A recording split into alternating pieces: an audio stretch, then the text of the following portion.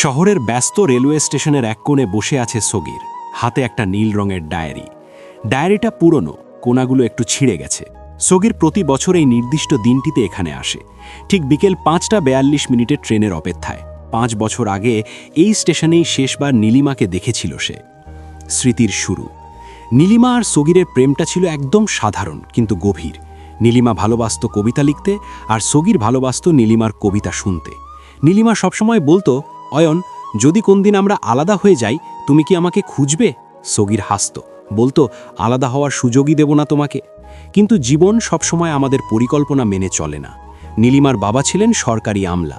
তার বদলির কারণে নীলিমাকে শহর ছাড়তে হলো।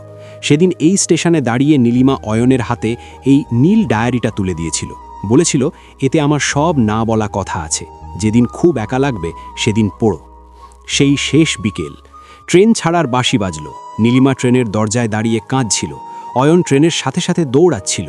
নীলিমা চিৎকার করে বলেছিল, আমি ফিরব সগীর, ঠিক 1 বছর পর এই দিনে, এই 5:42 ট্রেনেই আমি আসব, তুমি থেকো কিন্তু। সগীর কথা দিয়েছিল, সে থাকবে। অপেক্ষার প্রহর। 1 বছর কাটল, অয়ন এলো। 5:42 ট্রেন এলো, চলে গেল। নীলিমা এলো না। অয়ন ভাবল হয়তো কোনো কাজে আটকে গেছে। পরের বছর আবার এলো, নীলিমা এবারও এলো না। এভাবে একে একে 5টা বছর কেটে গেল। সগীর আজ ডায়েরিটা খুলল। মাঝখানের একটা পাতায় নীলিমার হাতের লেখায় লেখা, অয়ন, যদি আমি কোনোদিন ফিরতে না পারি, তবে বুঝে নিও আমি তোমার স্মৃতির মধ্যেই ভালো আছি। আমাদের প্রেমটা তো পূর্ণতা পাওয়ার জন্য ছিল না, ছিল একে অপরকে ভালো রাখার জন্য। নির্মম সত্য। আসলে সগীর জানে নীলিমা কেন আসেনি। 3 বছর আগে সগীর খবর পেয়েছিল নীলিমার যে শহরে গিয়েছিল সেখানে এক ভয়াবহ পথ দুর্ঘটনায় নীলিমা চিরতরে চলে গেছে। কিন্তু সগীর সেটা বিশ্বাস করতে চায় না। তার মনের এক কোণে এখনও সেই পাগলি মেয়েটা বেঁচে আছে যে বলেছিল, আমি ঠিক আসব।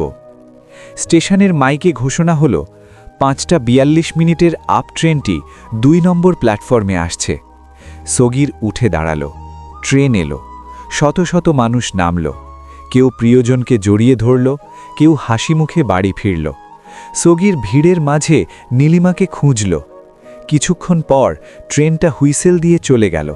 প্ল্যাটফর্ম আবার ফাঁকা হয়ে গেল। সগীর নীল ডায়েরিটা বুকের সাথে চেপে ধরল। সে জানে নীলিমা আর কোনোদিন এই ট্রেনে করে আসবে না। তাও সে প্রতি বছর আসে, কারণ এই স্টেশনটাই তার কাছে নীলিমার অস্তিত্ব। সগীর বিড়বিড় করে বলল, নীলিমা, আজকেও তুমি এলে না। ঠিক আছে, সামনের বছর আমি আবার আসব। তুমি না আসো, তোমার স্মৃতি তো আসে। সগীর ধীর পায়ে স্টেশনের বাইরে বেরিয়ে গেল। তার পেছনে পড়ে রইল এক বুক হাহাকার আর একটা নীল ডায়েরির না বলা গল্প।